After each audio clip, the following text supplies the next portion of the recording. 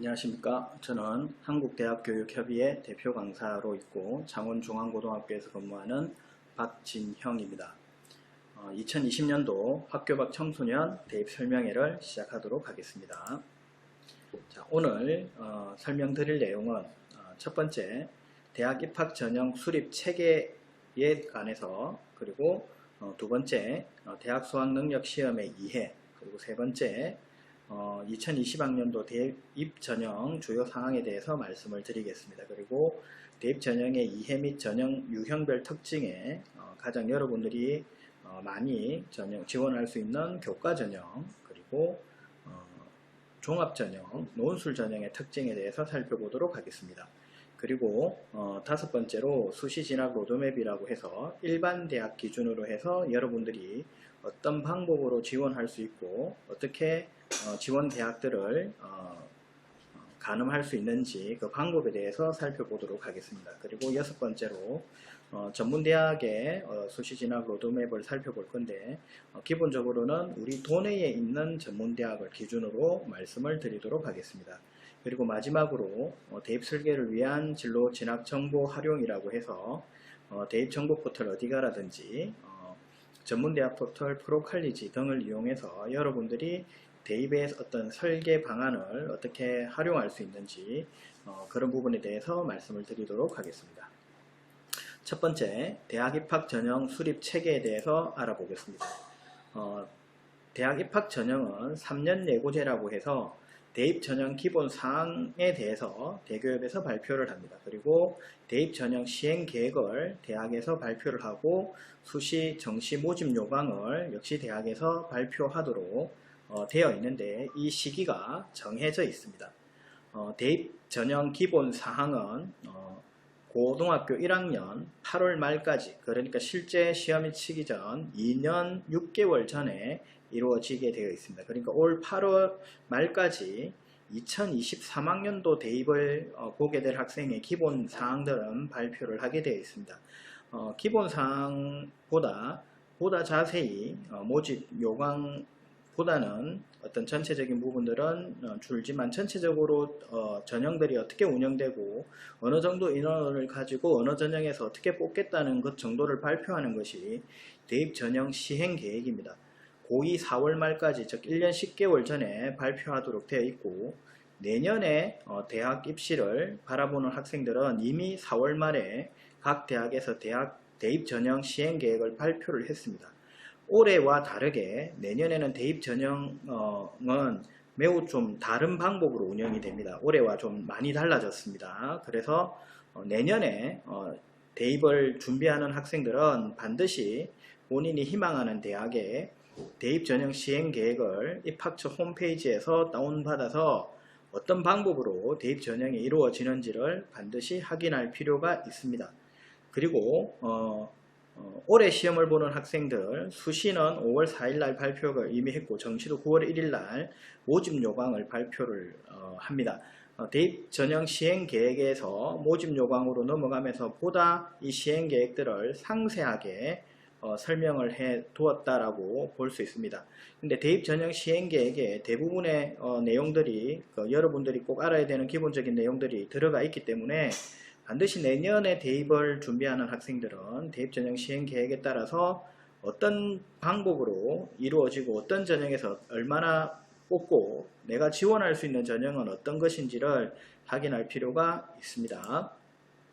대입 전형 시행 계획은 대학은 각 모집 시기별로 모집 인원과 전형 내용 등을 포함한 시행 계획을 발표를 하게 되어 있습니다. 그래서 선발 방법을 확인이 가능하기 때문에 앞에서 말씀드린 것처럼 내년에 시험 볼 학생들은 올 4월에 발표된 시행 계획을 꼭 참고하시기 바랍니다. 대입 전형 표준화는 4+2라는 체제로 되어 있습니다. 수시 4개, 정시 2개의 전형이 표준화되게 되어 있습니다. 그래서 핵심이 되는 전형 요소 위주로 대입 전형을 표준화했습니다. 대학별 전형 방법 수는 최대 6개로 제한을 하고 있는데 수시 4개, 정시 2개입니다. 예체능의 경우에는 이 방법수 계산에서 제외를 하고 있습니다. 그러면 수시 4개의 어떤 전형 유형은 학생부 위주 전형, 논술 전형, 실기 전형이 있습니다. 그런데 학생부 위주 전형에 학생부 교과 전형, 학생부 종합 전형 이렇게 해서 총 논술 전형과 실기 위주 전형까지 4개의 주요 전형들이 있습니다. 그리고 정시에는 수능 위주 전형과 실기 위주 전형이 있습니다. 그리고 올해부터 실기 위주 전형을 실기 실적 위주 전형으로 명칭만 변경을 했습니다. 학생부 교과 전형은 교과 성적 중심으로 이루어집니다. 여러분 같은 경우에는 검정고시 성적을 중심으로 해서 환산 방법에 따라서 환산한 성적을 가지고 학생부 교과 전형에 지원을 할 수 있습니다. 다만 학생부 교과 전형이 반드시 교과만을 가지고 하지 않고 면접이라든지 또는 수능 최저 기준을 활용하는 부분들이 있습니다. 뒷부분에 좀 자세하게 설명을 하도록 하겠습니다. 학생부 종합 전형은 비교과, 교과, 면접, 자기소개서, 추천서 이런 것들도 활용이 가능한 일반고 학생들 입장에서 보면 학교생활 기록부를 가지고 평가를 받는 전형이라고 할 수 있습니다.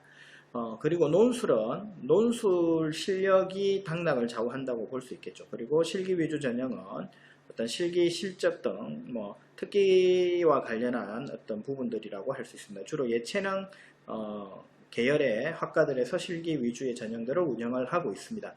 그리고 수능 전형은 당연히 수능 성적이 중심이 됩니다. 수능 성적 100%인 데가 많기 때문에 수능 성적을 잘 보게 되면, 수능 시험을 잘 보게 되면 수능 위주 전형에서 지원 가능한 대학들을 가지고 지원을 할 수 있습니다. 다음은 대입 모집 시기에 따른 안내를 드리겠습니다. 먼저 9월달, 올해는 9월 23일부터 원서 접수가 시작되는데 수시 모집이 있고 12월 달에 하는 정시 모집, 그리고 정시 모집까지 다 끝나서 그래도 인원이 다 차지 않았을 때 하는 추가 모집이 있습니다. 추가 모집은 모든 대학에서 또는 모든 학과에서 실시하는 것이 아니고 정시 모집까지 하고 난 후에 인원이 부족한 학과에서만 실시를 하게 되어 있습니다. 먼저 수시 모집부터 살펴보겠습니다. 수시 모집은 지원해서 합격을 하는 경우에는 정시 추가 모집에 지원이 불가합니다. 등록을 포기해도 지원이 불가합니다. 그러니까 전문대학 또는 4년제 일반대학에 합격을 하고 난 뒤에는 정시 모집이나 추가 모집에 지원이 불가합니다. 따라서 수시 모집에 지원할 때에는 본인이 정시를 준비를 하고 있다면 정시에서 어느 정도 선에서 대학을 갈 수 있는지를 반드시 확인을 하고 그 이상의 대학들을 또는 그 비슷한 부근의 대학들부터 시작을 해서 그 이상의 대학들을 6회 안에서 지원을 하게 됩니다. 그런데 이때 충원 합격을 하는 경우들이 있습니다. 충원 합격을 하더라도 정시에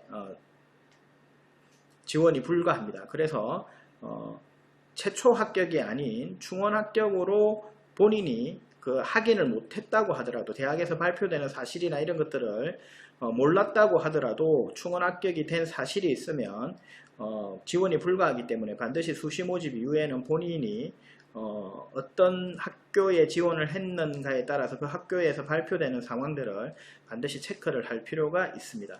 다음은 12월 달에 원서 접수를 하게 되는, 올해는 코로나로 인해서 1월 달에 원서 접수를 하게 됩니다. 1월 달에 원서 접수를 해서 2월 달에 등록을 하게 되는데 이때 합격 등록 시 2월 추가 모집에 지원이 불가합니다. 여기서는 정시 모집에서 합격만 했을 때는 수시 모집과 다르게 정시 모집의 수시 모집에서는 합격만 하더라도 정시 모집에 지원할 수 없지만 정시 모집에 합격을 했고 등록을 하지 않은 경우에는 추가 모집에 지원할 수 있습니다. 추가 모집에. 그래서 정시 합격을 등록하고 나면 2월 추가 모집에는 지원이 불가하고 4년제 정시 등록을 포기하고 합격을 했지만 4년제 정시 등록을 포기했을 경우에는 2월 추가 모집에 지원이 가능합니다. 그래서 여러분들이 대부분은 추가 모집까지는 생각을 하지 않지만 정시 모집에서 합격을 하고 나서 등록 여부에 따라서 추가 모집이 지원이 가능하다. 다만 수시 모집에서는 등록 여부와 상관없이 합격한 사실만 있어도 전문대 포함입니다. 전문대, 일반대 포함해서 합격한 사실만 있더라도 정시에 지원할 수 없다는 사실을 알아둘 필요가 있습니다. 그리고 복수 지원이라고 하는 것이 있는데 같은 모집 시기에 여러 대학을 중복 지원하는 것입니다. 수시는 최대 6회까지 가능합니다. 그리고 정시 모집은 군별 1회씩 최대 3회 지원이 가능합니다. 여기서 군별 1회가 있습니다. 군별 1회. 군별 1회라는 것은 가군, 나군, 다군에 속해져 있는 대학에 있는 학과들 중에서 한 곳을 지원해야 된다는 얘기입니다. 본인이 희망하는 곳을 군 지원과 상관없이 지원할 수 있는 것이 아니고 반드시 그 군에 속해져 있는 대학 학과 중에서 1회씩 최대 3회를 지원할 수 있습니다. 수시는 군이 없습니다. 수시는 군이 없기 때문에 본인이 최대 6회까지 지원이 가능합니다. 다만 이때 최대 6회는 대학을 6군데를 말하는 것이 아닙니다. 같은 대학에 학생부 종합전형, 논술전형 이렇게 중복 지원하는 경우에는 2회로 해당을 합니다. 그래서 총 6회까지 갈 수 있다는 것, 지원할 수 있다는 것. 그리고 하나의 전형에는 한 개 학과만 지원이 가능합니다. 한 개 전형으로 한 개 학과만 지원이 가능하고, 그러니까 총 최대 6개라는 것은 6개 전형에 지원을 할 수 있다. 서로 다른 대학이도 되고 같은 대학에도 중복 지원을 허용하는 경우가 있기 때문에 같은 대학에도 다른 전형으로 같은 학과 또는 다른 전형으로 다른 학과도 지원을 할 수 있습니다. 그리고 추가 모집은 그런 제한이 없습니다. 복수 지원 금지의 예외인 대학이 있습니다. 교육부에 해당하는 교육부 소속에 있는 대학들은 다 6회 지원에 복수 지원에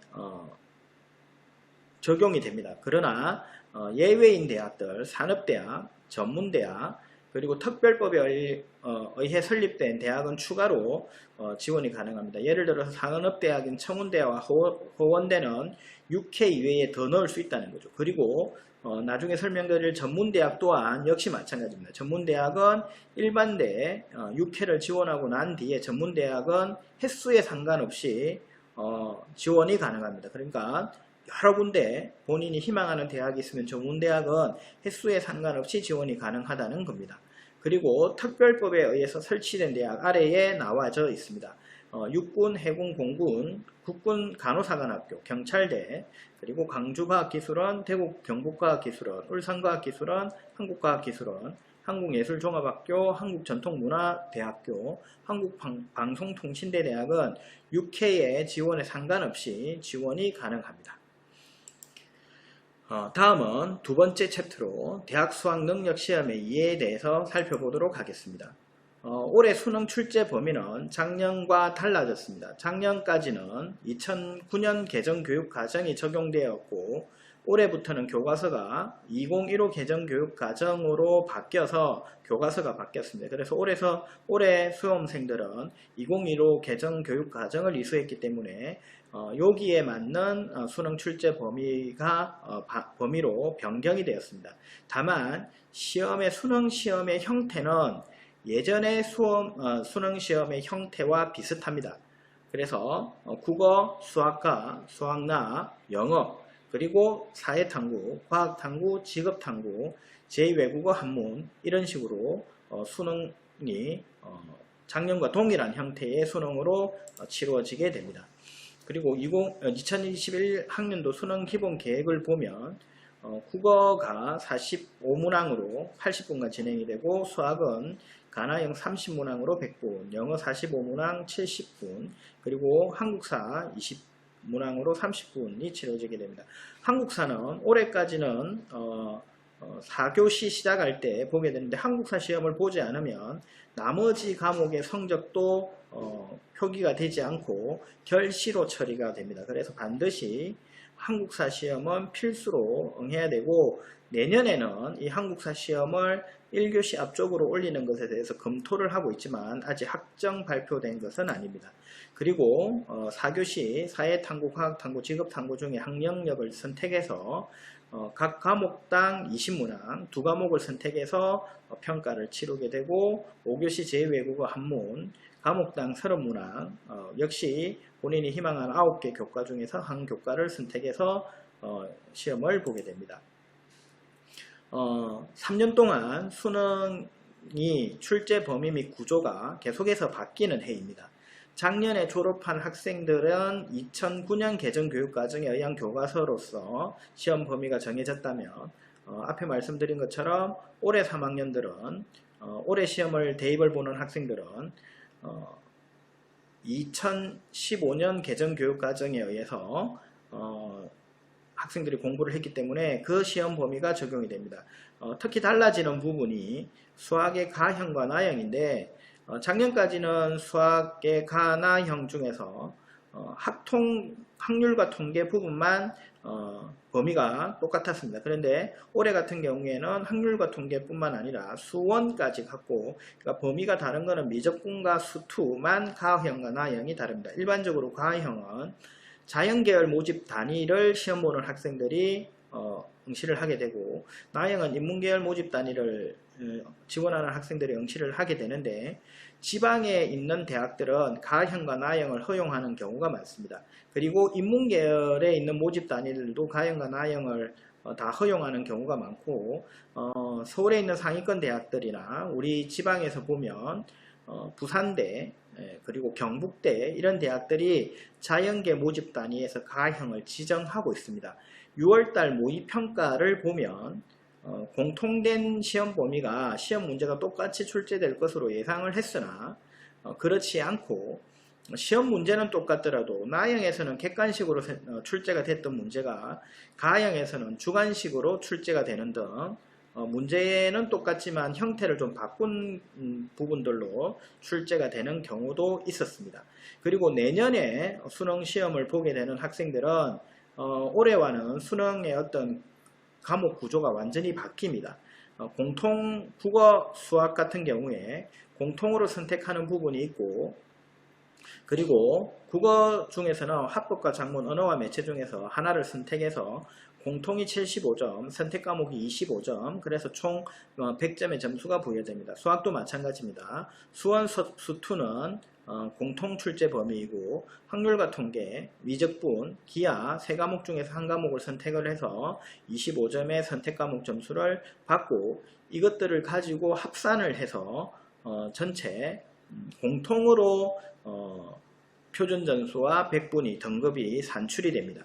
그러니까 선택 과목별로 따로 등급이라든지 표준 점수, 백분위가 산출되는 것이 아니고 공통과 선택 과목을 합쳐서 등급, 표준 점수, 백분위를 산출하게 되어 있습니다. 영어는 올해와 같고 한국사 마찬가지입니다. 그런데 탐구 영역에서 작년까지는, 그러니까 올해까지는 2021학년도 수능을 보는 학생들은 사회과학 계열 중에서 각 계열을 선택하고 사회 2개, 과학 또는 과학 2개 또는 직업탐구 중에 2개 이렇게 선택을 하게 되어 있었으나, 내년부터는 사회 하나, 과학 하나 이렇게 선택을 할 수도 있습니다. 계열 구분 없이 사회 9개 과목, 과학 8개 중에서 택 2를 할 수 있습니다. 그래서 사회 2과목, 과학 2과목 이렇게 선택할 수도 있고, 사회 하나, 과학 하나 이렇게 선택도 가능합니다. 다만 주요 상위권 대학들에서는 수학에서 미적분이나 기하, 자연계열 모집단입니다. 자연계열이나 공대 쪽에서 미적분이나 기하를 지정한 대학이 있습니다. 그 대학을 지원하는 학생들은 반드시 수학에서 미적분이나 기하를 택해야 되고, 그리고 그런 대학들이 과학을 2과목 반드시 선택하도록 지정이 되어 있습니다. 그래서 내년에 시험을 응시할 학생들은 각 대학교 수능 응시 영역들을 반드시 확인할 필요가 있습니다. 다음은 수능 원서 인원 접수에 관해서, 접수 인원에 관해서 말씀을 드리겠습니다. 이거는 작년 접수 인원인데, 전체적으로 보면 영어가 58만 8,823명이 지원했습니다.